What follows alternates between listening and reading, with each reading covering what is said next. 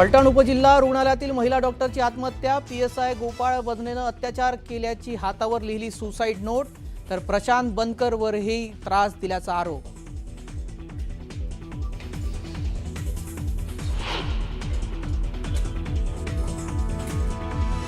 फलटणमधील महिला डॉक्टर आत्महत्या प्रकरणातील संबंधित पोलिसांच्या निलंबनाचे आदेश। मुख्यमंत्री फडणवीसांच्या आदेशानंतर निलंबनाची कारवाई, तर राज्य महिला आयोगाकडूनही दखल।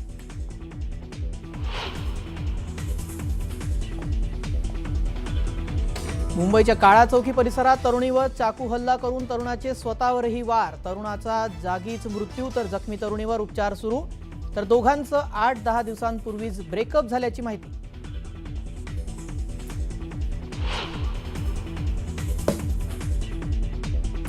आपल्यावर 15 ते 20 गुन्हे दाखल करू शकता, काही अडचण नाही, धनगेकरांचा मोहळांना इशारा।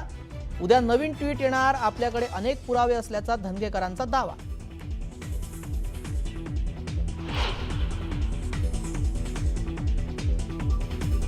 ठाकरेंच्या शिवसेनेच्या निर्धार मेळाव्याचा टीझर प्रदर्शित। निर्धार मुंबई महानगरपालिकेवर एकजुटीने भगवा फडकवण्याचा टीझरमध्ये उल्लेख। 27 ऑक्टोबरला NSCI डोममध्ये होणार मेळावा।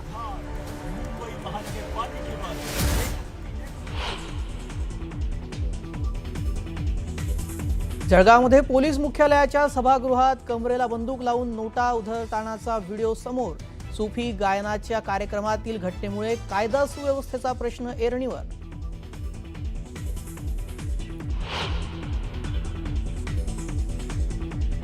साईबाबांच्या दर्शनाला भक्तांची मोठी गर्दी। सलग सुट्ट्यांमुळे शिर्डी गजबजली, प्रशासनाकडून भाविकांसाठी सुविधा।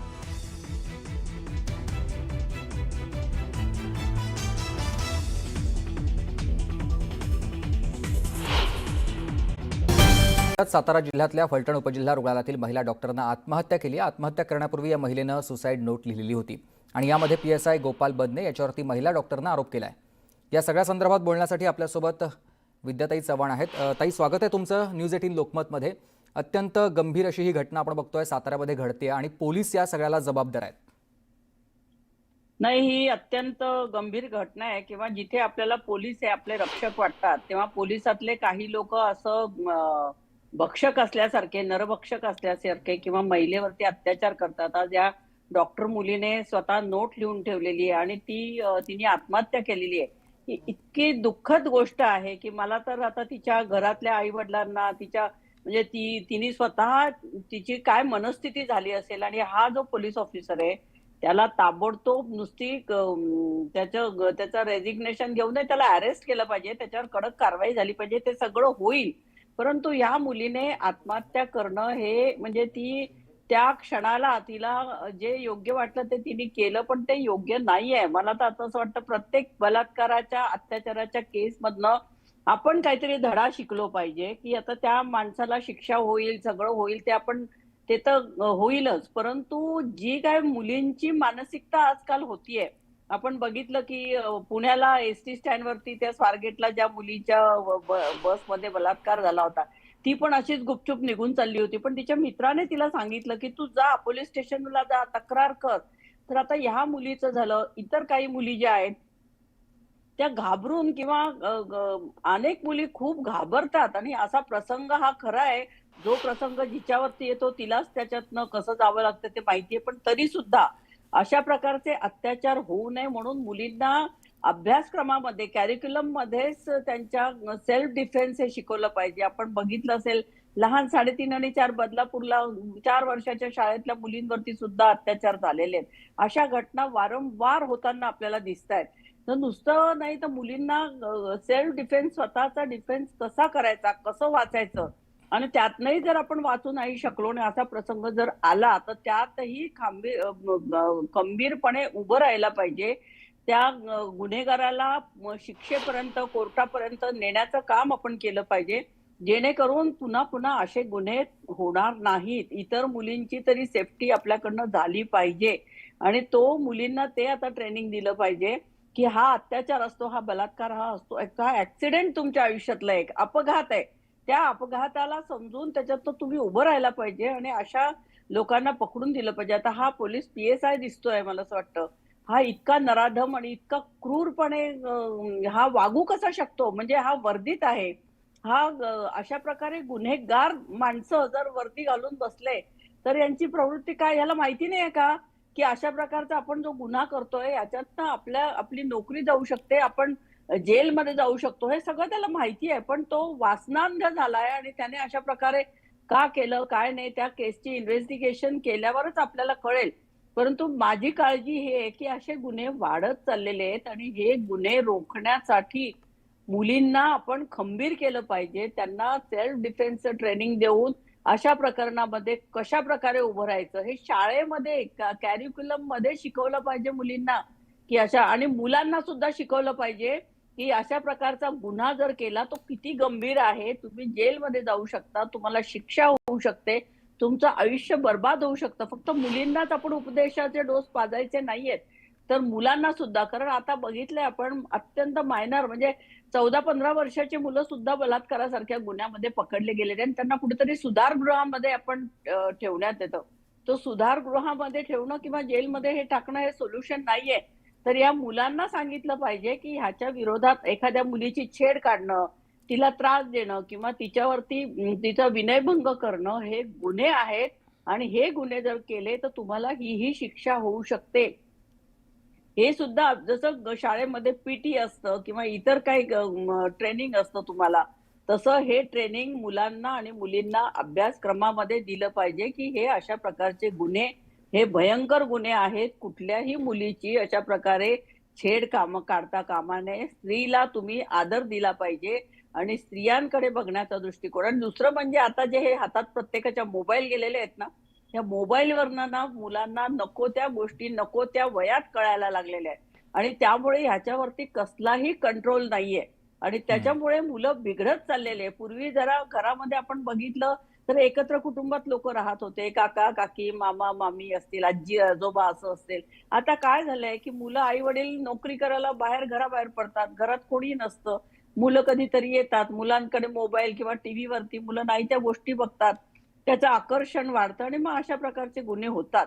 हं. तेव्हा ह्या सगळ्याला सगळ्याशी या गोष्टी ज्या कनेक्ट आहेत ह्यातनं आपण बाहेर कसं पडायचं? यातनं आपल्या मुलींना आपण कसं वाचवायचं? तर मुलींना आणि मुलांना दोघांनाही ट्रेनिंग देणं आवश्यक आहे. हे अशा प्रकारचे गुन्हे करू नका. आता हा पोलीस ऑफिसर आहे. ह्याला हे सगळं माहिती असून सुद्धा हा अशा प्रकारचा गुन्हा करतो.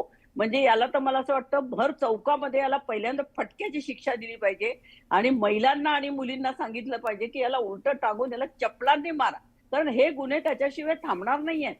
कुठेतरी मुलांमध्ये आणि पुरुषांमध्ये दहशत बसली पाहिजे, की अशा प्रकारचे गुन्हे केले तर तुमचे दिंडवडे निघतात.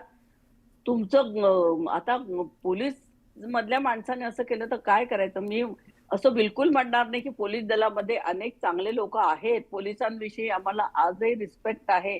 परंतु पोलिसांना आज जेवढी कामं म्हणजे व्ही-आय-पी किंवा मोठ्या-मोठ्या नेत्यांच्या मागे उठबस करणं, त्यांना संरक्षण देणं हेच पोलिसांचं काम झालंय हल्ली.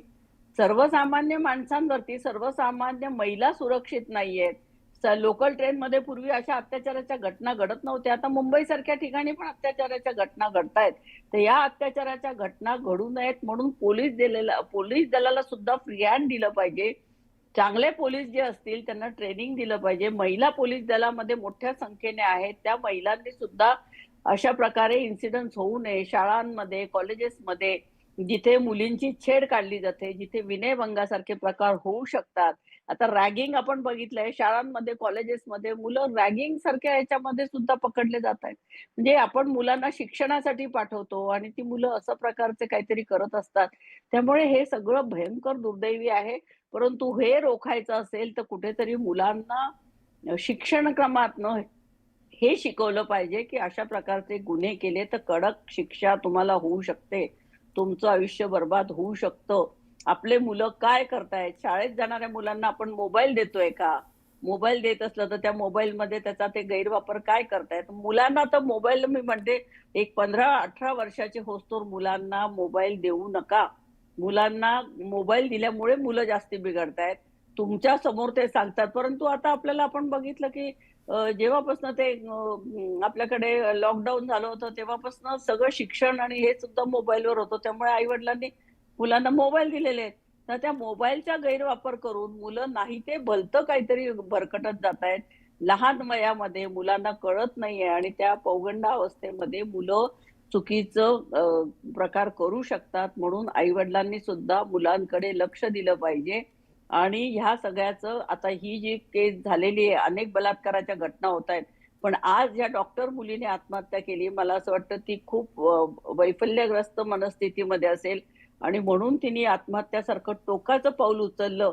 परंतु मला सर्व महिलांना आणि मुलींना तुमच्या माध्यमातून सांगायचंय, की असे ॲक्सिडेंटल गोष्टी काहीतरी महिलांच्या आयुष्यात होऊ शकतात, होऊ नये त्याच्यासाठी आपण काळजी घेतली पाहिजे आणि जो गुन्हेगार आहे अशा प्रकारचं प्रकार केलेला जे धजावतायत त्यांना कडक शिक्षा होण्यासाठी आपण त्यातनं उभं राहायला पाहिजे, पोलीस कंप्लेंट केली पाहिजे आणि कडकातली जे काही आता तुम्हाला माहिती आहे दिल्लीचं प्रकरण झाल्यानंतर वर्मा कमिशन नेमलं होतं. वर्मा कमिशनमधनं हे कायदे अत्यंत कडक करण्यात आले. आमचं सरकार असताना शक्ती कायदा करावा म्हणून आपण त्याच्यासाठी प्रयत्न केले. ते केंद्र सरकारकडे तो शक्ती कायदा हे झालेला नाही, अजून मान्य झालेला नाहीये. खरं तर अशा कडक कायद्याची अंमलबजावणी झाली पाहिजे. परंतु जे अंमलबजावणी करतात त्यातले पोलिसच जर अशा प्रकारे करत असतील, तर मला असं वाटतं गृहमंत्र्यांची विशेष जबाबदारी आहे, की पोलीस दलामध्ये जर काही असे गुन्हेगारी प्रवृत्तीचे माणसं असतील, आता आपण बघितलं तर ह्याने बलात्कार केला, अशा भयंकर घटना केलेल्या आहेत. काही रिश्वतखोरी चालते, भ्रष्टाचार चालतो, पोलीस दलाचा गैरवापर चालतो, तो सुद्धा कुठेतरी थांबला पाहिजे. अशी प्रवृत्ती बळवणारे पोलीस दलातले काही लोक असतील, त्यांना सुद्धा सस्पेंड केलं पाहिजे आणि चांगल्या प्रवृत्तीच्या लोकांना, जे खऱ्या अर्थाने लोकांसाठी काम करतायत, जे खऱ्या अर्थाने गुन्हेगारांचा शोध घेतायत, अशा लोकांना पोलीस दलामध्ये आपण जागा दिली पाहिजे आणि त्यांना त्यांना त्यांची ड्युटी करू दिली पाहिजे. हं, प्रत्येक ठिकाणी बरोबर राजकीय आहे. हस्तक्षेप असता कामा नये. परंतु राजकीय हस्तक्षेप हल्ली खूप वाढतोय बरोबर आहे. आणि त्याच्यातनं मला असं वाटतं हे सगळं फार होते. नक्कीच ताई, धन्यवाद तुम्ही आम्हाला सविस्तर ही प्रतिक्रिया दिलीत त्यासाठी. तर सातारा जिल्ह्यातली अत्यंत ही घटना दुर्दैवी घटना आहे आणि या सगळ्या संदर्भात आपण आणखी अपडेट्स घेणार आहोत. पण